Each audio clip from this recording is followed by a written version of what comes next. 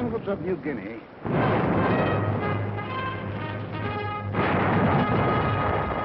on the barren shores of the Aleutians, in the tropic heat of the Pacific Islands, in the sub-zero cold of the skies over Germany, in Burma and Iceland, the Philippines and Iran, France,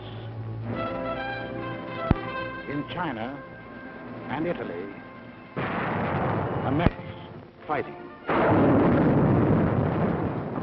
Fighting over an area extending 7/8 of the way around the world.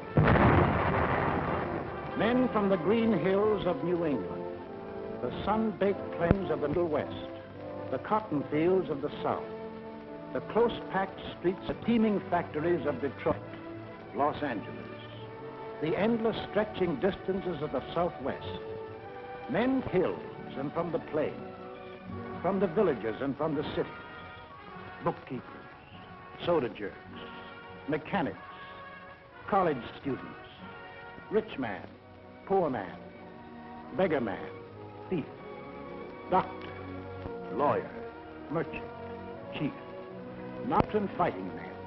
Yet 2 years ago, many had never fired a gun or seen the ocean or been off the ground. Americans, fighting for their country while half a world away from it. Fighting for their country, and for more than their country. Fighting for an idea. The idea bigger than the country. Without the idea, the country might have remained only a wilderness. Without the country, the idea might have remained only a dream.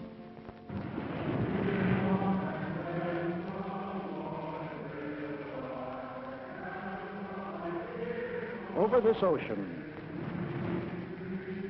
1607, Jamestown.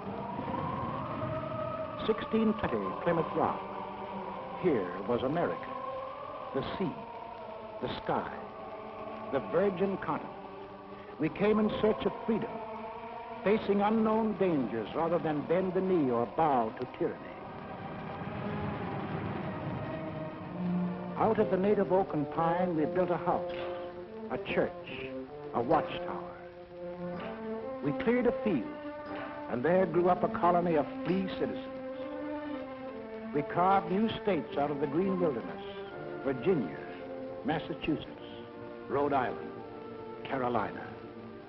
Then came the first test in the defense of that liberty. 1775, Lexington. Our leaders spoke our deepest needs. Colonists are by the law of nature free-born, as indeed all men are. It is the right of the people to alter or abolish it, and to institute new government. These are the times that try men's souls. But as for me, give me liberty, or give me death. In the midst of battle, it happened.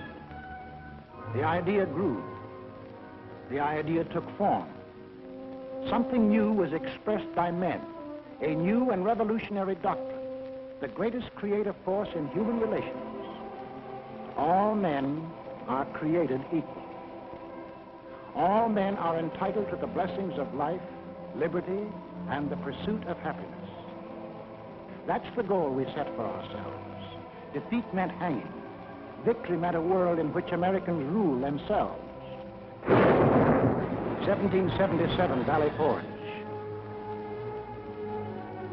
We fought and froze, suffered and died. For what? For the future freedom of all Americans. A few of us doubted and despaired. Most of us prayed and endured all. 1781. Now we were a free, independent nation. The new idea had won its first test. Now to pass it on to future Americans. The Constitution, the sacred charter of we the people. The blood and sweat of we the people. The life, liberty, and happiness of we the people. The people were to rule, not some of the people, not the best people or the worst, not the rich people or the poor, but people, all the people.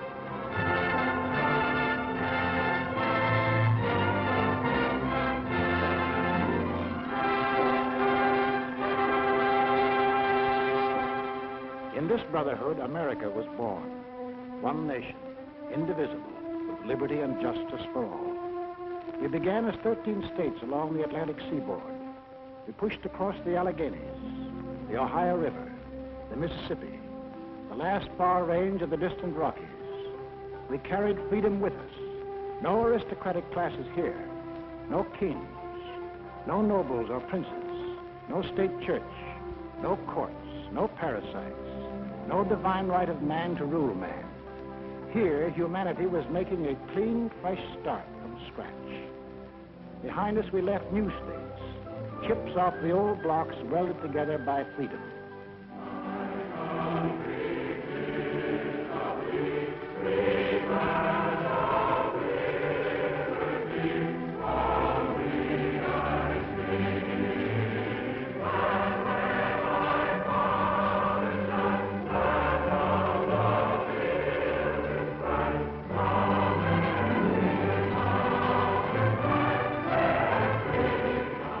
Until finally we were one nation, a land of hope and opportunity that had arisen out of a skeptical world. A light was shining, freedom's light. From every country and every clime, men saw that light and turned their faces toward it. Give me your tired, your poor, your huddled masses yearning to breathe free, the wretched refuse of your teeming shore.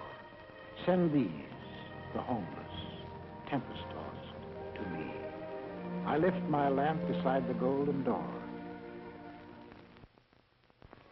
As strangers to one another, we came and built a country, and the country built us into Americans. The man of old nations was poured out to build anew. The sweat of our first settlers, the English, the Scotch, the Dutch, building the workshop of New England, of the Italian in the sulfur mines of Louisiana, of the Frenchman and the Swiss in the vineyards of California and New York State, of the Dane, the Norwegian, the Swede, seeding the good earth to make the Midwest bloom with grain, of the Pole and the Welshman, of the Negro harvesting cotton in the hot southern sun, of the Spaniard, the first to roam the great Southwest, of the Mexican in the oil fields of Texas and on the ranches of New Mexico, of the Greek and the Portuguese harvesting the crop the oceans yield, of the German with his technical skill, of the Hungarian and the Russian, of the Irish, Slav, and the Chinese working side by side. The sweat of Americans, and a great nation was built.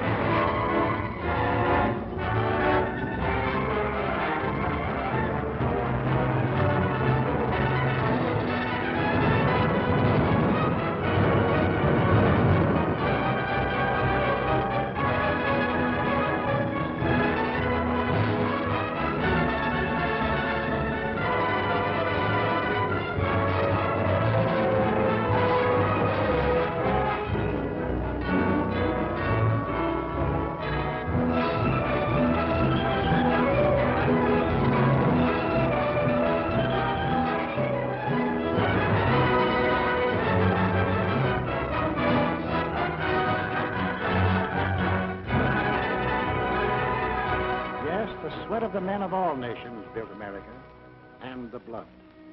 For the blood of Americans has been freely shed. 5 times in our history have we withstood the challenge to the idea that made our nation. The idea of equality for all men, life, liberty, and the pursuit made us, the people we are. Let's take a look at ourselves before we went into this war. Well, first of all, we're a working people. On the land, at the workbench, at a desk. And we're an inventive people.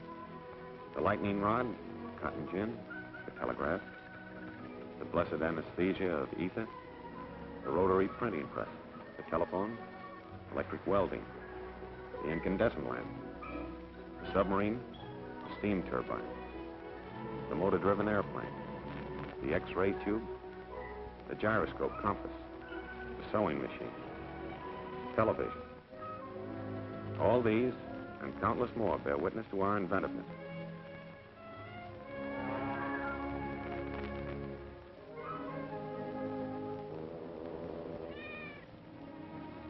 And this inventiveness and enterprise, plus our hard-won democratic ideal of the greatest good for the greatest number, created for the average man the highest standard of living in the world. 32.5 million registered automobiles, 2/3 of all the automobiles there are in the entire world. We demand the highest standards in sanitation, purity of food, medical care. Our hospitals are models for the world to copy. We want the best for the average man, woman, or child, particularly child. We have reduced the hazard of being born.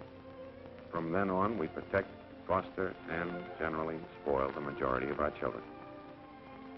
But it doesn't seem to hurt them much. They go to school, all kinds of schools, to kindergarten, public schools, private schools, trade schools, high schools, to 25,000 high schools, and to college. In the last war, 20% of all the men in the armed forces had been to high school or college. In this war, 63%. We're a great 2 weeks vacation people. We hunt, and we fish. Up north, down south, back east, out west. When the season opens, we hunt and fish. And we're a sports-loving people.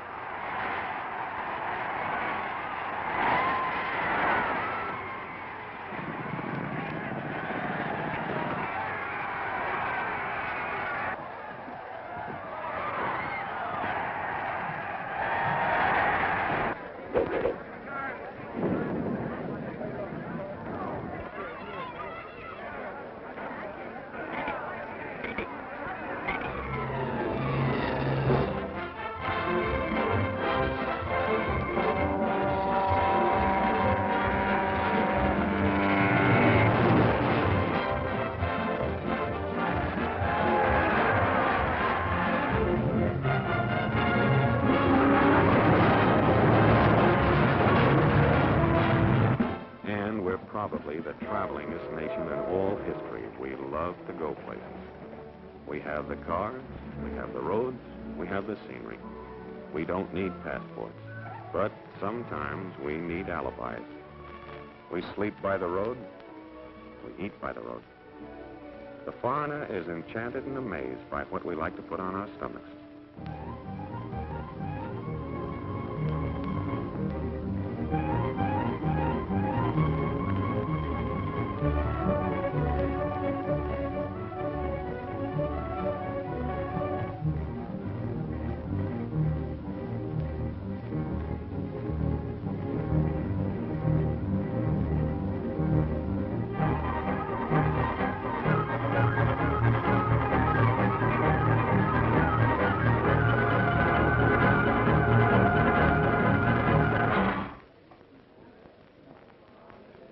We're a great joining people. We join clubs, fraternity, unions, federation. Shove a blanket us, we'll sign up. Radios, we have one in the living room. When you think of refreshment, think of the dining room, the bedroom, the bathroom, in our cars, and in case of acid indigestion, in our hands, and up our sleeves. Does your cigarette taste different lately? Music, we couldn't be without it.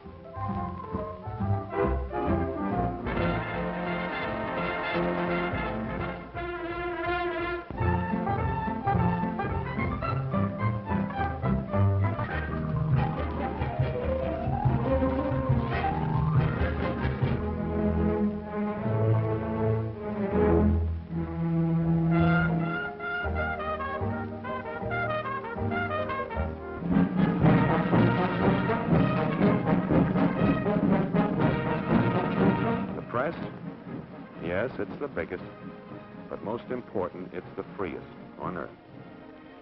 Over 12,000 newspapers of all shades of opinion, books on every conceivable subject, and more than 6,000 different magazines, not counting the comics. Churches, we have every denomination on Earth. 60 million of us regularly attend, and no one dares tell us which one to go to. We elect our own neighbors to govern us. We believe in individual enterprise and opportunity for men and women alike.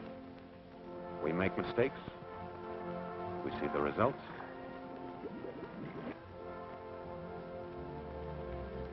We correct the mistakes.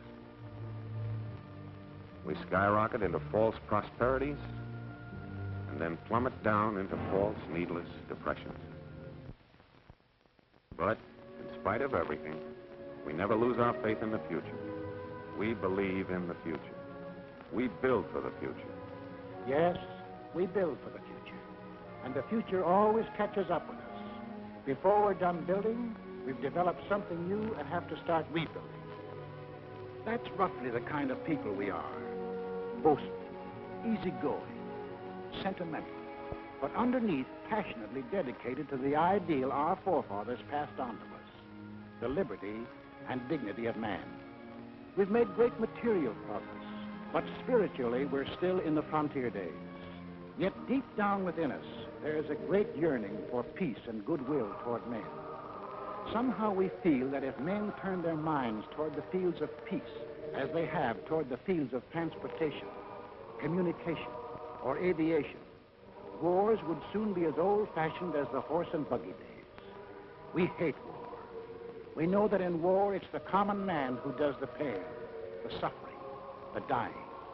We bend over backwards to avoid it. But let our freedoms be endangered, and we'll pay and suffer and fight to the last man. That is the America. That is the way of living for which we fight today. Why?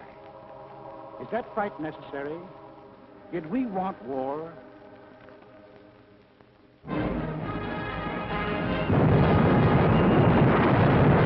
In 1917, before most of you fighting men were born, our fathers fought the First World War to make the world safe for democracy, for the common man. They fought a good fight. There was to be no more war in their time or their children's time. Faithful to our treaty obligations, we destroyed much of our naval tonnage. Our army went on a reducing diet until it became little more than a skeleton. For us, war was to be outlawed. For us, Europe was far away. And as for Asia, well, that was really out of this world, where everything looked like it was torn from the National Geographic. Yet, in this remote spot in Asia, in 1931, while most of you were playing ball in the sandlots, this war started. Without warning, Japan invaded Manchuria.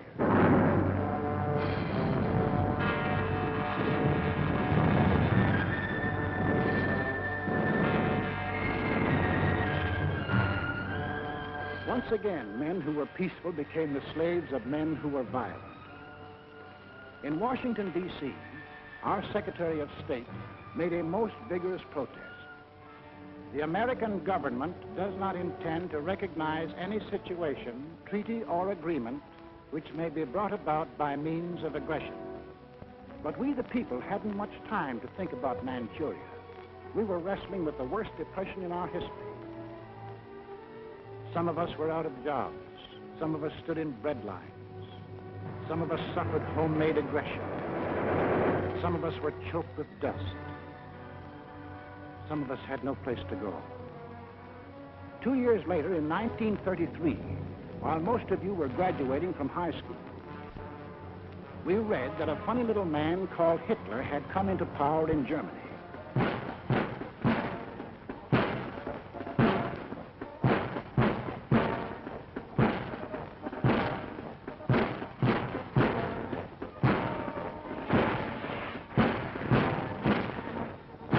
We heard that a thing called the Nazi Party had taken over.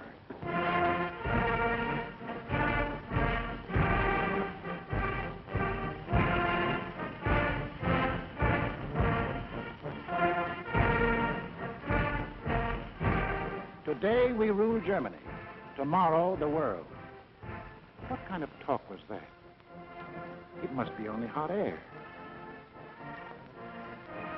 In 1935, about the time you had your first date, we read that strutting Mussolini had attacked far-off Ethiopia.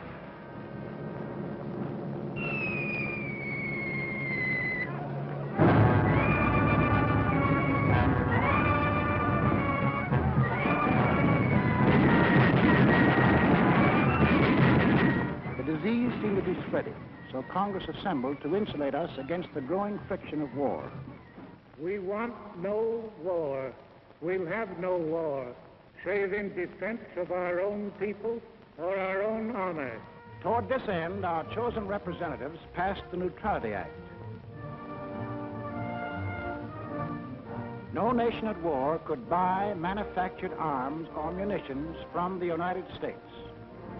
In 1936, when you were running around in jalopies, we were disturbed by news from Spain.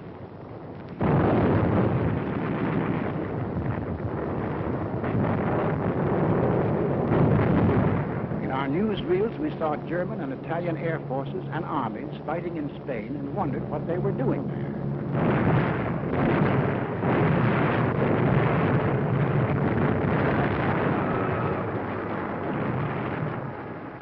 For the first time, we saw great cities squashed flat, civilians bombed and killed.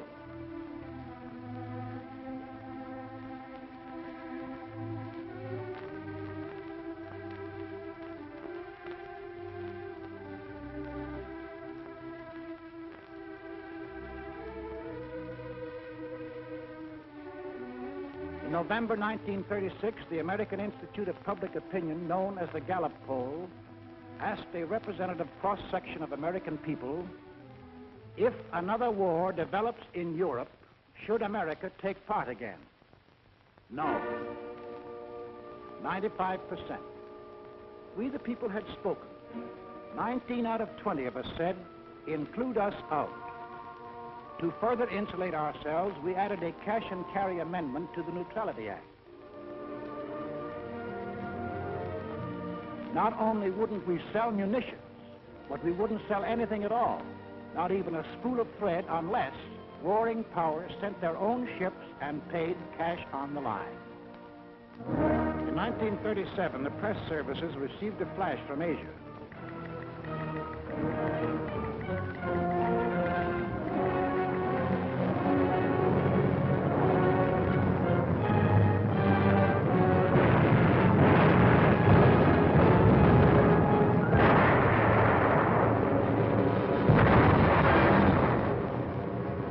The Japs were turning Asia into a slaughterhouse. But for us, Asia was still far away. In September 1937, the Gallup poll asked us, in the present fight between Japan and China, are your sympathies with either side? We answered, with China, 43%. With Japan, 2%. Undecided, 55%. We hadn't made up our minds about China. Our Neutrality Act barred sales of armaments only to nations at war. The Japanese had not declared war, so we went right on selling scrap iron and aviation gasoline to Japan. In March 1938, Hitler had not declared war either, but his goose-stepping army suddenly smashed in and occupied all the soil of Austria. 6 months later, Hitler and his stooge met the anxious democracies at Munich. Hitler promised peace in our time if Britain and France would give him that part of Czechoslovakia known as the Sudetenland. Britain and France gave him that part of Czechoslovakia, hoping to avert war. Now we had his word, peace in our time. At home, we began to hear strange hits.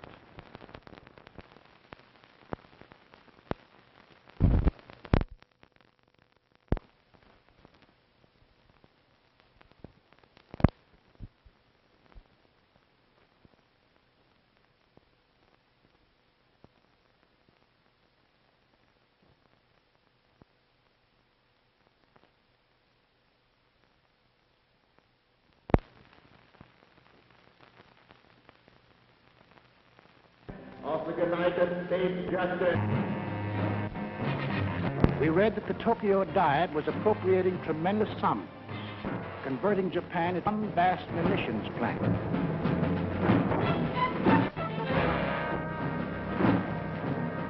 We watched these supposedly poor have for armament, and we wondered why. Arrogantly, they told us why. They had declared war on us long before the shooting started. We have actually been at war since the day when we lifted the flag of our revolution, the democratic world. The Germans are noble and unique men, to whom the earth was given by the Capra.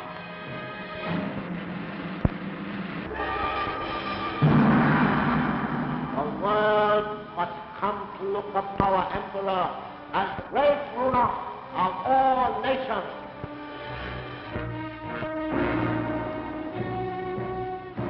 When the people of these elected to follow their leaders, Death Incorporated, they organized to personal freedom, equality of man, freedom of speech, freedom of religion, organized to smash the very principles which made us the people we are.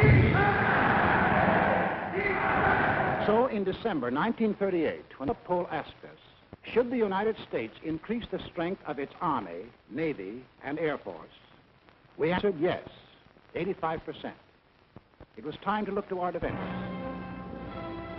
Gentlemen, the Military Affairs Committee of the United States House of Representatives for the purpose of considering national defense.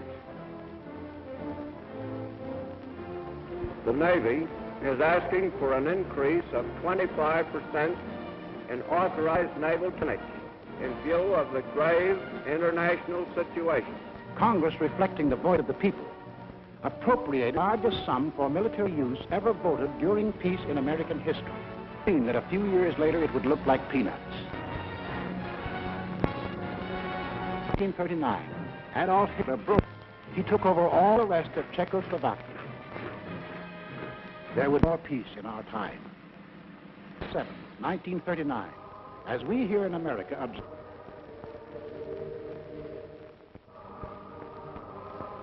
Mussolini and Space paper extra for Italy attacks Albania.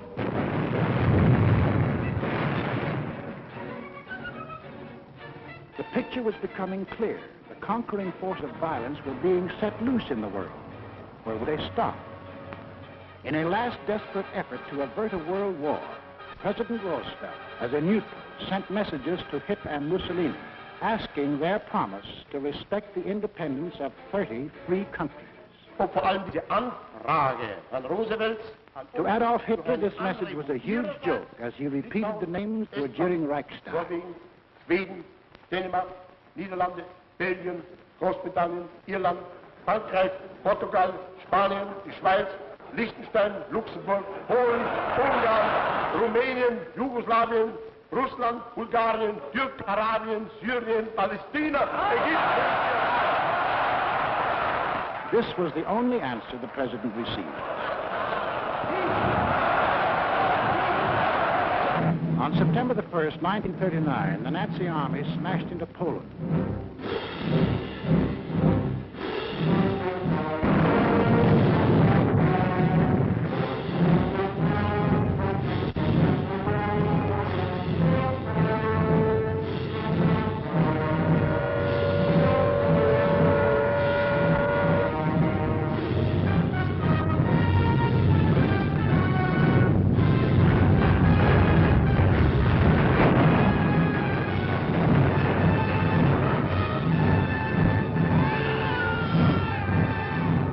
England and France had a treaty with Poland.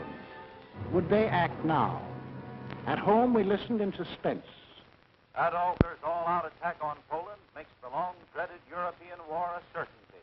Prime Minister Chamberlain of Great Britain gave the Nazi dictator a 0 hour for withdrawing his troops from Poland. That 0 hour ends now. At this time, we transfer you to London for an important announcement by the British Prime Minister. Up to the very last, it would have been quite possible to have arranged a peaceful and honorable settlement between Germany and Poland. Hitler would not have it. But a situation in which no word given by Germany's ruler could be trusted, and no people or country could feel itself safe, had become intolerable. Now, may God bless you all, and may He defend the right, for it is evil things that we shall be fighting against, and against them I am certain that the right will prevail. 6 hours after Great Britain declared war on Nazi Germany, the Republic of France followed. All France is in a maelstrom of activity. The Maginot Line has already opened fire on the Germans. The sparring is ended. World War II has begun.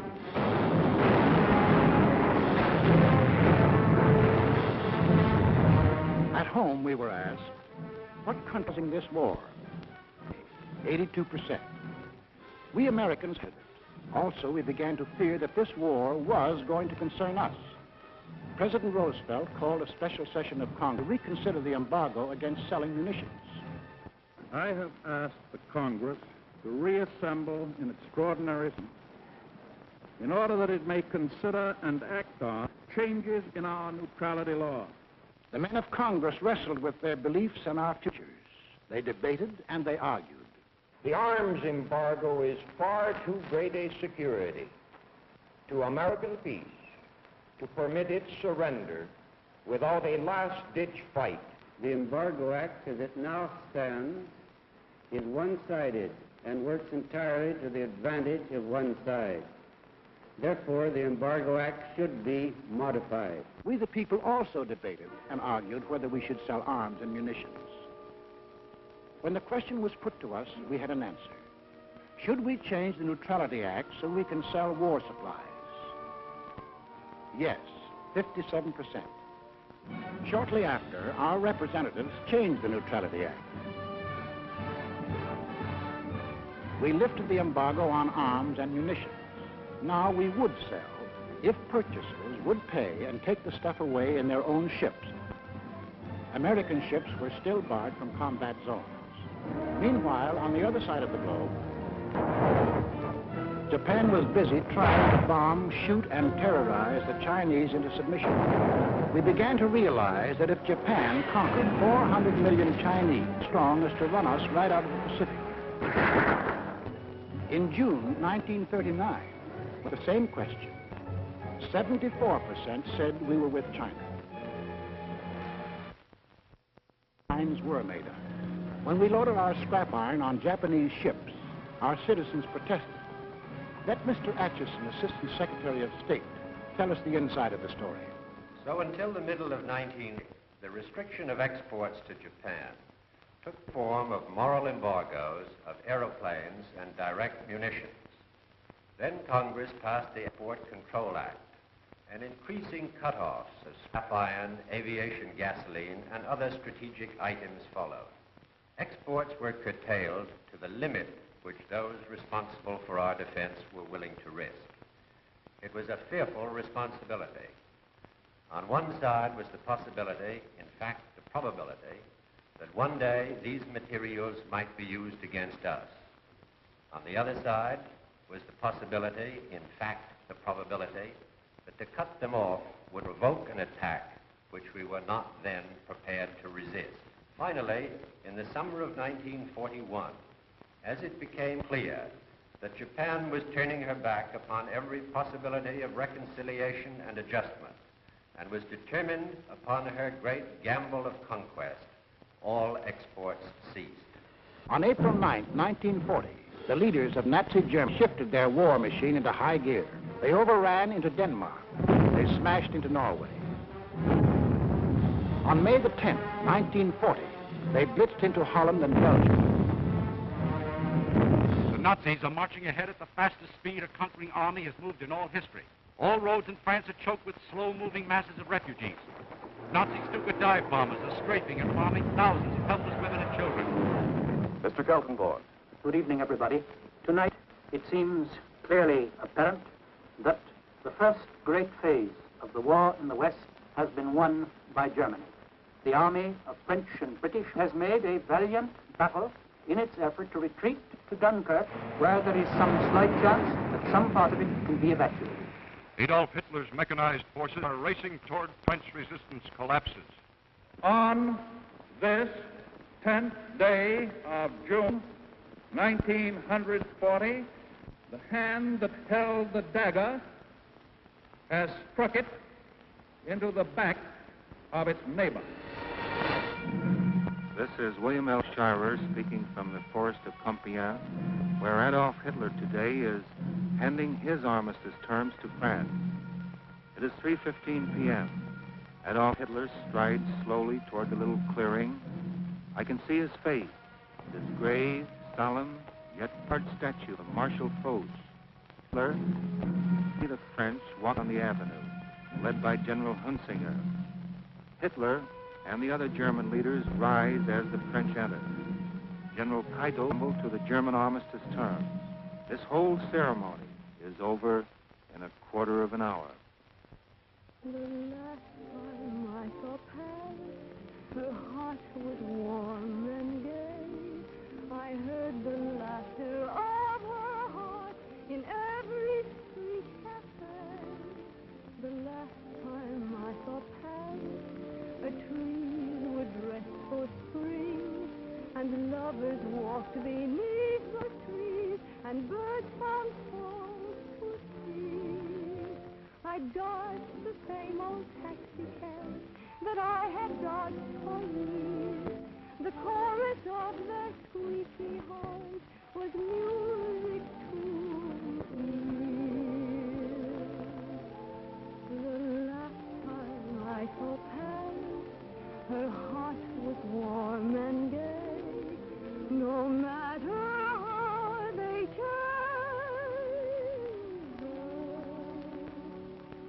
I remember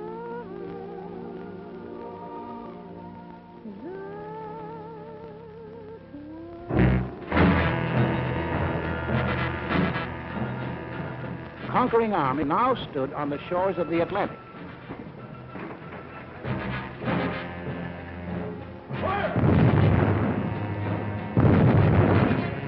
The danger was suddenly close. Countries conquered by the Nazis had possessions outside of Europe. These possessions are in America. Would the Nazis demand the French naval units at Martinique? Would the Nazis move into the Dutch oil fields at Curacao? Would the Nazis seize the French naval base at Dakar for invasion of South America? Already in Brazil, there were over 1 million Germans who lived exactly as they did in Germany. 1,200 German schools with Nazi textbooks and Nazi teachers. Nazi newspapers.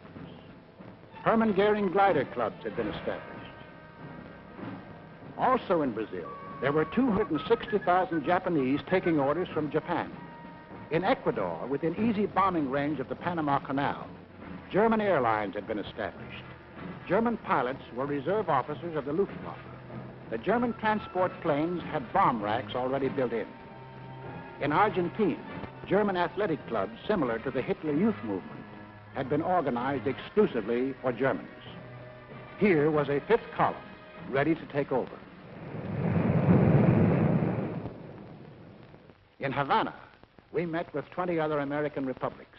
There must not be a shadow of a doubt anywhere as to the determination of the American nations not to permit the invasion of their hemisphere by the armed forces of any power or any possible combination of powers.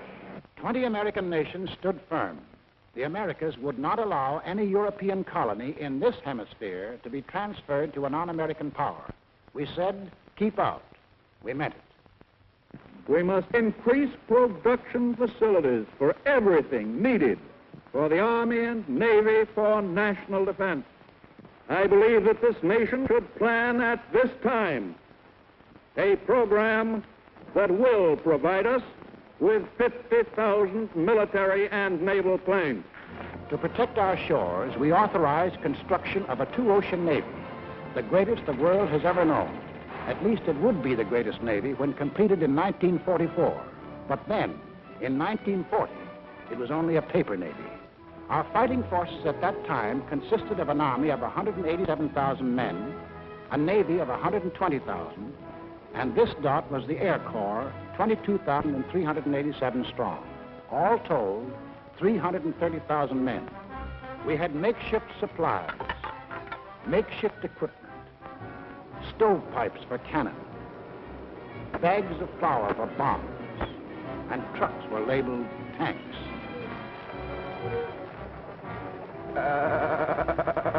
Our infantry had exactly 488 machine guns. We possessed 235 pieces of field artillery, 10 light and 18 medium tanks. That was the Army of the United States in May 1940, the month in which the Nazis overran France. So we called our Minutemen, the National Guard of the 48 states, and placed them into federal service.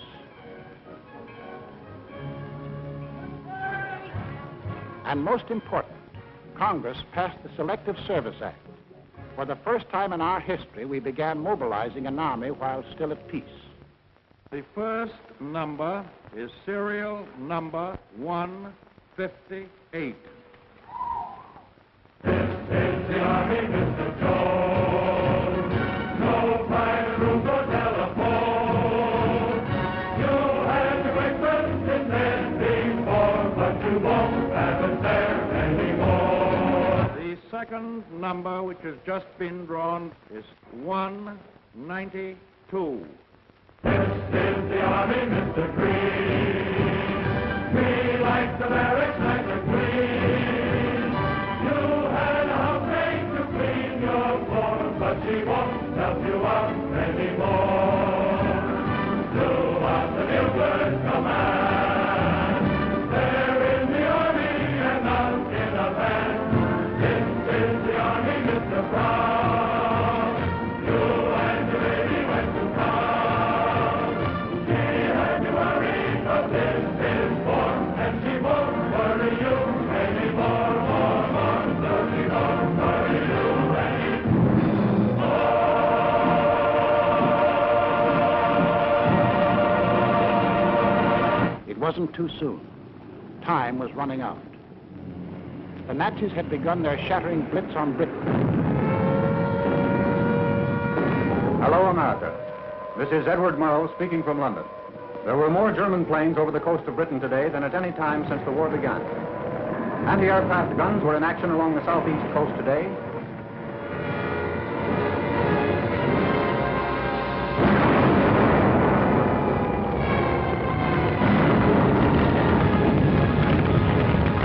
Back on Main Street, USA, daily we followed Britain's life struggle.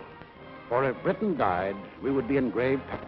Our first line of defense in the Atlantic, the British fleet, might go to Nazi Germany. We would be unprotected, our shores, our people, our homes endangered. Britain must not fall. In our harbors, idle and rotting, lay ancient destroyers.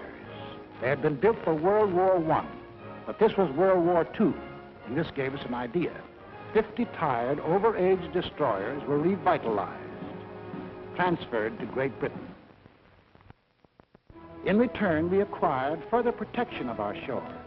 We received a chain of bases stretching from Newfoundland to British Guiana. These bases threw a steel wall around the Caribbean. These bases gave new safety to the Panama Canal. It was now clear to the aggressors that we were conscious of the threat they represented to our country. Mr. Burley, Assistant Secretary of State, will tell us how they got together and tried to scare us off. From 1936 on, it became increasingly clear to the world that Germany, Italy, and Japan were pursuing a common pattern of aggression, both in Europe and in the Far East. On September 27, 1940, these three powers signed the so-called Pact of Berlin, or Tripartite Pact, a treaty of far-reaching alliance. By that treaty, it was provided that the three countries would assist one another with all political, economic, and military means when one of the powers was attacked.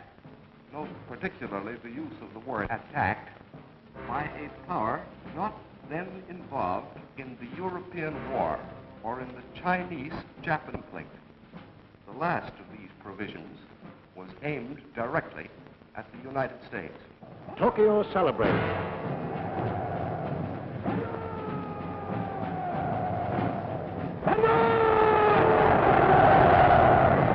Rome cheered.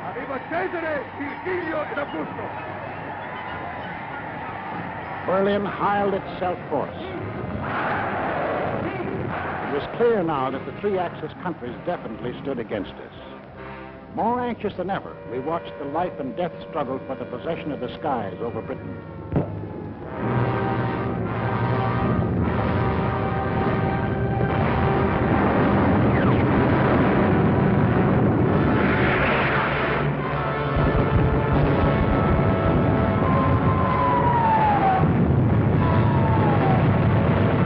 Despite the propaganda and confusion of recent months, it is now obvious that England is losing the war. England will not only survive, England will win.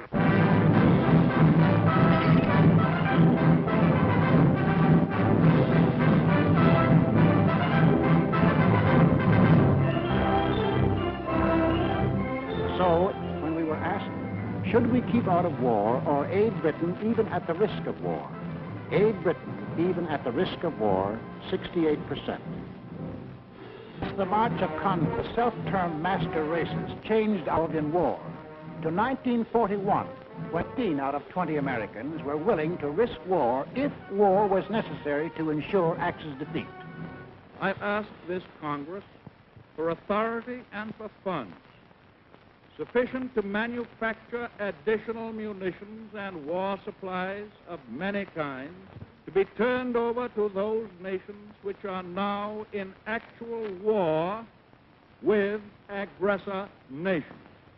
Our most useful and immediate role is to act as an arsenal for them as well as for ourselves. We shall send in ever-increasing numbers ships, planes, tanks, guns.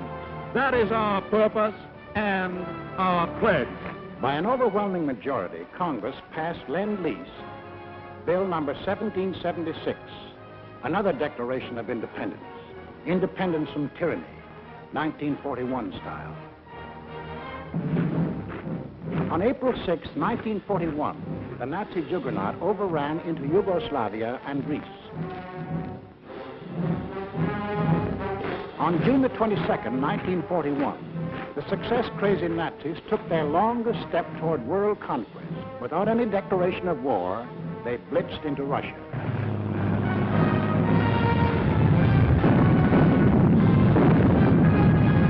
We were determined not to let down any nations defending themselves against unprovoked attack. So we extended Lend-Lease to these new victims. Now, the Lend-Lease products of our factories were being unloaded in the bombed ports of Great Britain, at the Red Sea ports for the British in Africa. Lend-Lease was being hauled over the Burma Road to China. Lend-Lease was piling up in Murmansk and Iran for Russia. Why did we supply war materials to the countries defending themselves against Axis aggression? Was it our natural sympathies for people unwilling to lose their freedom?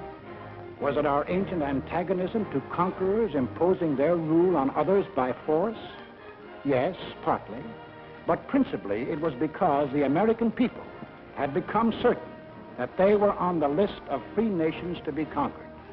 Two worlds are in conflict, two philosophies of life. One of these two worlds must break asunder. And we were the leading example of that free world that Hitler was committed to breaking asunder. What would have been our defensive position if the aggressors had succeeded in conquering Britain, Russia, and China? German conquest of Europe and Africa would bring all their raw materials, plus their entire industrial development, under one control. Of the 2 billion people in the world, the Nazis would rule roughly 1/4. The 500 million people of Europe and Africa, forced into slavery to labor for Germany. German conquest of Russia would add the vast raw materials and the production facilities of another of the world's industrial areas. And of those people, another 200 million would be added to the Nazi labor pile. Japanese conquest of the Orient would pour into their factory the almost unlimited resources of that area. And of the peoples of the earth, 1,000 million would come under their rule, slaves for their industrial machines. We in North and South America would be left with the raw materials of 3/10 of the Earth's surface against the Axis with the resources of 7/10. We would have one industrial region against their 3 industrial regions. We would have 1/8 of the world's population against their 7/8. If we, together with the other nations of North and South America, could mobilize 30 million fully equipped men, the Axis could mobilize 200 us and virtually 10 times stronger than ourselves. These are the reasons that led us, the American people, to change the Neutrality Act, to send aid to Britain, to Russia, to China, to make ourselves the arsenal of democracy. These are the reasons why now the first American troops set forth into the Atlantic to occupy new bases in Greenland and Iceland with the consent of their local governments. In our hands, bases of defense.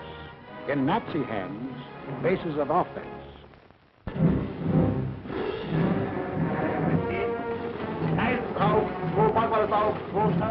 The Germans opened unrestricted submarine warfare.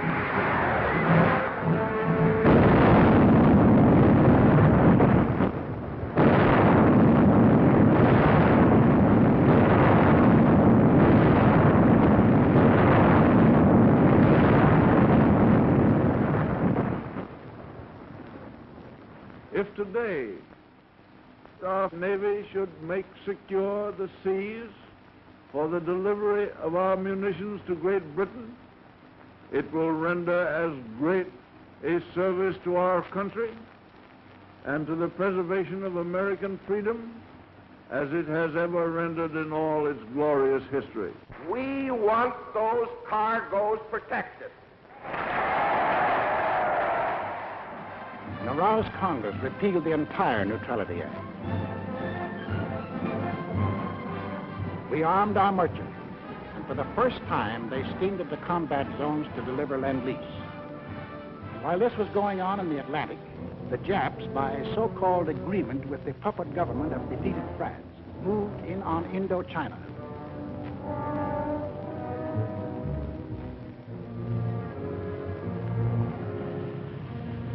There were now only 2 threats to their plan for conquest of Greater East Asia. First was their northern neighbor, Russia, the only military power within striking distance of Japan. The Nazis were taking care of Russia. The second threat to Japanese conquest was us. Japanese southward expansion was too dangerous to attempt with our bases still standing in the Philippines and our supply lines open to Wake, to Midway, and to Hawaii. We were in their way. We had to be removed. But in the Japanese way. Off to Washington went Special Ambassador Kuroso on what the Japs said was a mission of peace, but carefully synchronized with his department of a Jap task force under sealed orders, not on a mission of peace. On November 14th, Mr. Kuroso arrived in San Francisco, smiling his toothy smile as he sang the old song of Japanese friendship. The Japanese were a peace-loving people. Their whole policy was devoted to the establishment of permanent peace in Asia. Our aid to China was delaying the establishment of that peace. Our refusal to sell them oil and scrap was interfering with the establishment of that peace. Our objections to their taking over the East Indies, Greater East Asia, was an interruption in the establishment of that peace. All they wanted was peace. On November 17th, Mr. Kuroso and Japanese Ambassador Nomura were received by the President in the presence of the Secretary of State, Cordell Hull. It very quickly became clear that the Japanese had brought no new proposals and that the Japanese intended to continue their campaign to conquer China and all East Asia. However, On November 26th, our Secretary of State presented the Japanese with the basis for peaceful agreement between the two nations. The proposal was forwarded to Tokyo. The Japs had to stall for time, but only a short time. The task force was nearing its goal. Sunday, December 7th, 1941.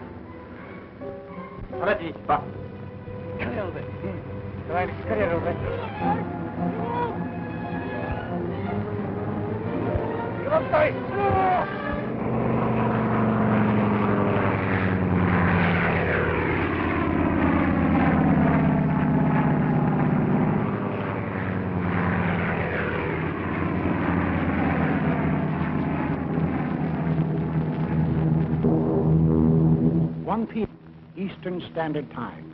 The Japanese emissaries are expected at the State Department for 1 o'clock appointment they had requested in order to their answer to our proposals. 1 p.m. The Japanese planes are touching Hawaii.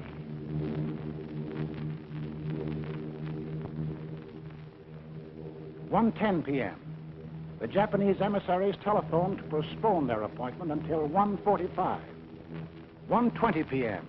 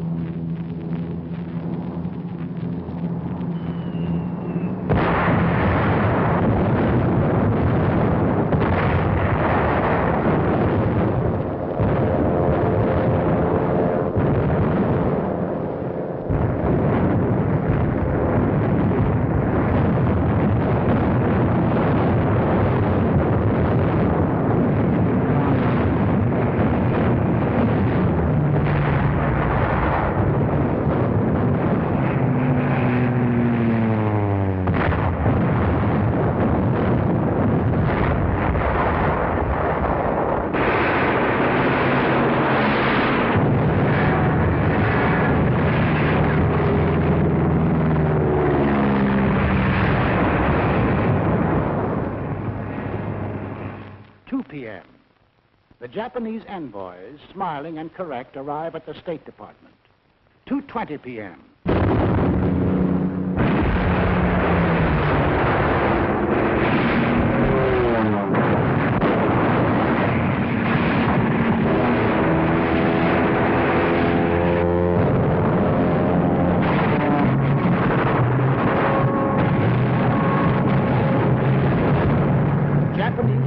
Had been sowing death and destruction for an hour on American outposts in the Pacific when the Japanese envoys presented a memorandum to Mr. Hull.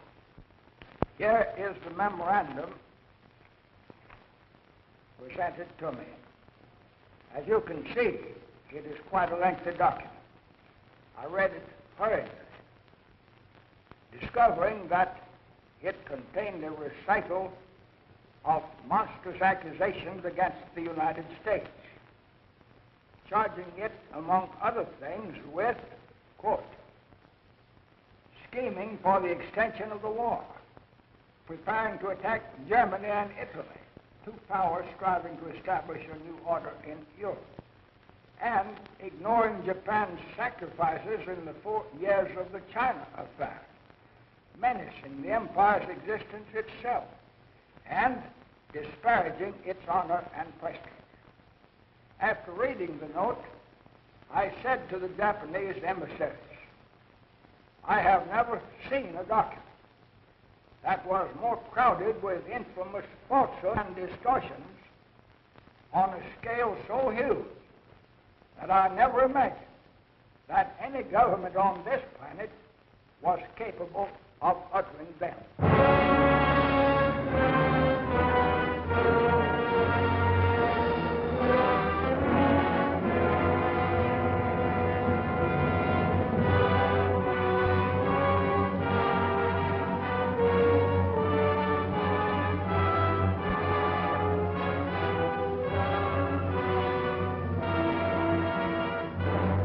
I ask that the Congress declare the unprovoked, and dastardly attack by Japan on Sunday, December 7, 1941, a state of war has existed between the United and the Japanese Empire.